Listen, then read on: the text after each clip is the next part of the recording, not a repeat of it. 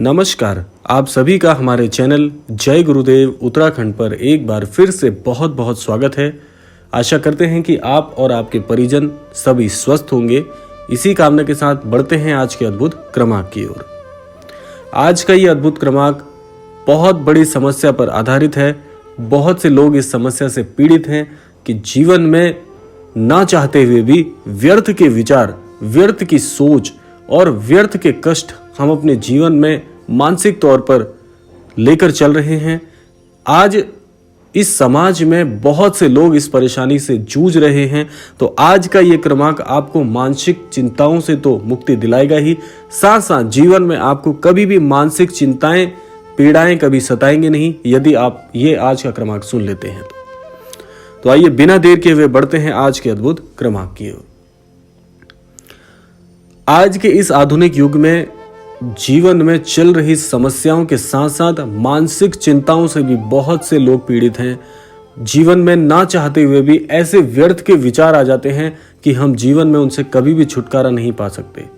ऐसा हमको लगने लगता है, हमें यह लगने लगता है कि ये मानसिक पीड़ा, मानसिक चिंताएं और भविष्य में आने वाली जो घटनाएं हैं उनसे हम पल पल आज के इस क्षण को भी खराब कर देते हैं। तो इतनी मानसिक पीड़ाएं, मानसिक कष्ट जीवन में चल रहे हैं। अब देखिए, इसमें महाराज जी का एक बड़ा ही अद्भुत कथन आप सबकी बहुत सहायता करने वाला है और साथ साथ हम बात करने वाले हैं आज के कुछ ऐसे मुख्य बिंदुओं पर जो कि आपको इस मानसिक कष्ट से मुक्ति दिला सकते हैं। तो बने रहिएगा आज के क्रमांक में। महाराज जी कहते हैं कि आपका जो मस्तिष्क है इसमें एक बात सदैव रहनी चाहिए, वह है ईश्वर का चिंतन। महाराज जी का एक बड़ा ही अकाट वचन है। महाराज जी कहते हैं ईश्वर को और इस पूरे सृष्टि के इस जीवन को संभालने के लिए केवल एक चीज आपकी सहायता कर सकती है, वह है अंतर मन में ज्ञान से ईश्वर का दर्शन और ईश्वर का साक्षात्कार। यानी कि महाराज जी कहते हैं आप अपने अंतर मन को एक दर्पण की तरह बना लीजिए, उस दर्पण में ईश्वर का दर्शन कीजिए। ये महाराज जी के वचन है। अब इस बात से आप ये मानसिक चिंताओं से कैसे मुक्ति पा सकते हैं, महाराज जी क्या सहायता कर सकते हैं हमारी, महाराज जी कैसे इसमें आपको समझाना चाहते हैं कि आप अपने आज के जीवन को आप नष्ट कर रहे हैं।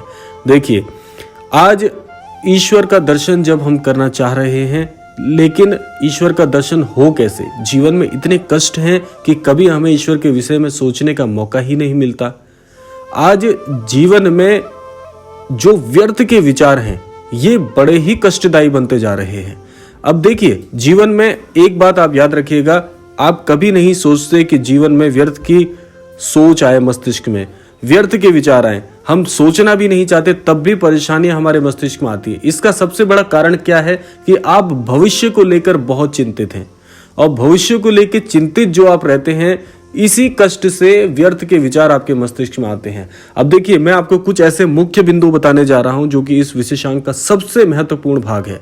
वह है कि जो लोग ज्यादा सोचते हैं, ज्यादा किसी के बारे में सोच के, ज्यादा जीवन के बारे में सोच के बहुत परेशान रहते हैं, उनके लिए सबसे बड़ा नुकसान क्या होता है कि उससे आपकी जो सकारात्मक शक्ति होती है वह नष्ट हो जाती है। जीवन का सबसे महत्वपूर्ण अंग ही नष्ट आप कर दे रहे हैं। जीवन में जो आपका दृष्टिकोण होता है वह आपके विचारों से बनता है। जितना ज्यादा नकारात्मक आप विचार रखेंगे उतना ज्यादा आपके जीवन से सकारात्मकता का पतन होता जाएगा और आपकी छवि एक नकारात्मक व्यक्ति के तौर पर बन जाएगी। पहले आपको यह कार्य नहीं करना है। अब दूसरी बात पे आपको और क्या ध्यान रखना है, एक चीज आपको और समझनी है कि जीवन में जो व्यक्ति सदैव नकारात्मक विचार लेके चलते हैं कि मेरा जीवन का अगले पल क्या होने वाला है, कल कैसे कटेगा, जीवन में मैं आगे कैसे बढ़ूंगा, मैं आगे जीवन में कभी नहीं बढ़ पाऊंगा, ये सारे वाक्य जीवन से हटा दीजिए।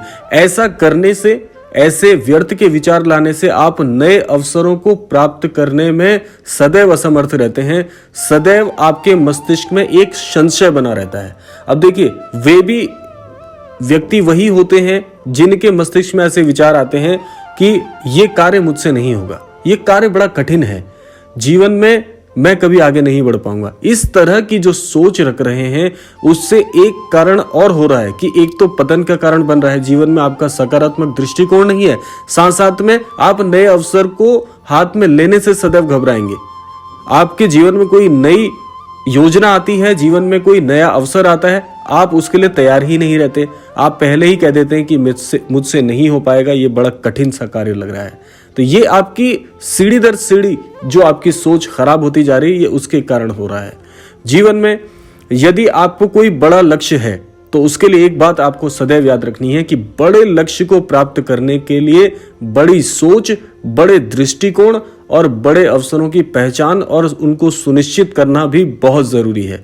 ऐसे व्यक्ति जो बड़ा लक्ष्य देख तो लेते हैं, क्योंकि कहने में और सोचने में कोई बुराई नहीं है, बड़ा लक्ष्य बना लिया लेकिन सोच वही छोटी है कि होगा कैसे, मुझसे नहीं हो पाएगा, ये तो बड़ा कठिन लक्ष्य चुन लिया मैंने जीवन में।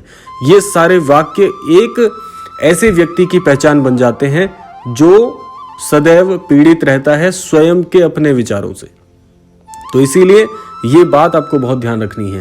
एक बात आपको और समझनी चाहिए कि जीवन में जब बहुत ज्यादा परिश्रम करने के बाद भी सफलता उस प्रतिरूप की नहीं मिल रही है तो सोच लीजिए, समझ लीजिए कि यह चीज आपके प्रारब्ध में नहीं है। प्रारब्ध का भी बहुत बड़ा हाथ रहता है आपके जीवन को बड़ा करने में। इसीलिए जब बहुत मेहनत के बाद वह कार्य सफल नहीं हो रहा, आपको सफलता नहीं मिल रही, तो कई बार ऐसा भी होता है कि आपके प्रारब्ध में वह वस्तु या वह कार्य ईश्वर ने नहीं लिखा है। प्रारब्ध में जो लिखा होगा वह एक दिन अवश्य आएगा। इसीलिए प्रारब्ध के लिखे लेख को भी कोई नहीं मिटा सकता। जो चीज आपके भाग्य में है वह कोई छीन नहीं सकता। जो बात, जो कार्य आपके प्रारब्ध में नहीं है, अगर नहीं लिखा है तो आपको कोई वह कार्य या वस्तु या कोई भी ऐसा दृष्टिकोण या कुछ भी आप रख लें जीवन में, वह चीज आपको प्राप्त नहीं हो सकती। यह भी आपको सुनिश्चित करना चाहिए। और एक बात और भी है, जब बात प्रारब्ध की हो रही है तो यह भी आपको समझना चाहिए कि प्रारब्ध को आप अपने कार्यों से, अपनी सक्षमता से और अपने परिश्रम से बदल भी सकते हैं, लेकिन केवल प्रारब्ध के भरोसे बैठने वाला व्यक्ति भी कभी सफल नहीं हो सकता।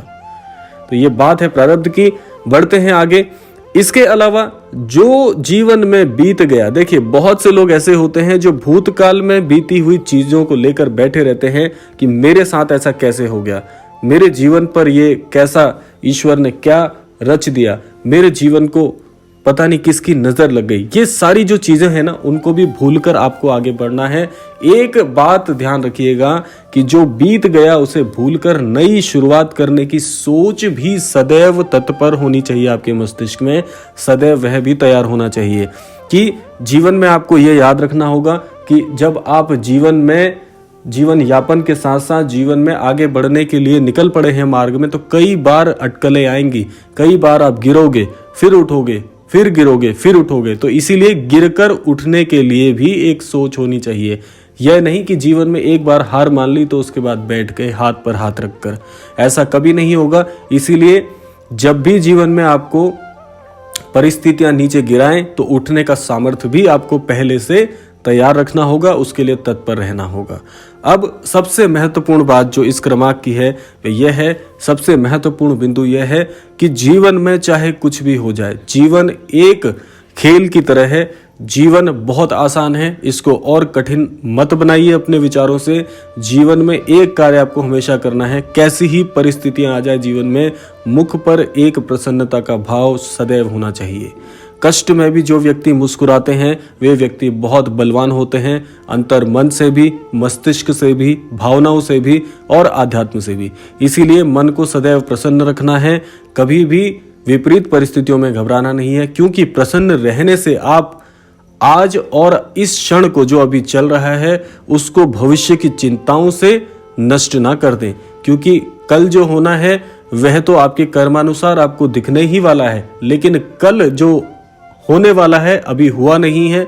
उसके चलते आज के इस क्षण को जो ईश्वर ने आपको आज का इस क्षण का जो जीवन प्रदान किया है उसको भी नष्ट मत करिए। यह भी आपकी जिम्मेदारी है कि यह जीवन ईश्वर ने आपको बड़ी अनमोल और बड़ी ही सत्कर्मों के साथ ये प्रदान किया है। तो ये जीवन जो ईश्वर ने आपको दिया है इसको नष्ट करना भी आपका कर्तव्य नहीं है। आप सदैव इस जीवन को ईश्वर के धन्यवाद के साथ, ईश्वर की भक्ति के साथ और आराधना के साथ जी सकते हैं। जीवन इतना कठिन नहीं है जितना हम सोचते हैं। जीवन बहुत आसान है। ईश्वर का चिंतन, ईश्वर का ध्यान, ईश्वर का मनन और आध्यात्म के जितनी भी पहलू हैं उनको अपने जीवन के साथ जोड़ के चलिए। जीवन बड़ा कल्याणात्मक हो जाएगा, जीवन बड़ा अनमोल है, इसकी रक्षा करें। तो यह था आज का अद्भुत क्रमांक। आशा करते हैं आज के क्रमांक से अवश्य ही कुछ महत्वपूर्ण आप सीख पाएंगे। इसी कामना के साथ विदा लेने का समय आ गया है, लेकिन विदा लेने से पूर्व समय है प्रार्थना का। आज के क्रमांक से मैं यही प्रार्थना करना चाहूँगा श्री महाराज जी के चरण कमलों में कि हम हमारे सभी दर्शकों को महाराज जी सद्बुद्धि दें, सन्मति दें, जीवन में आगे बढ़ने के लिए प्रेरित करें और आध्यात्म के प्रति रुझान बढ़ाएं। इसी कामना के साथ विदा लेते हैं। मिलते हैं अगले क्रमांक में। तब तक के लिए जय श्री राम, जय गुरुदेव, जय उत्तराखंड।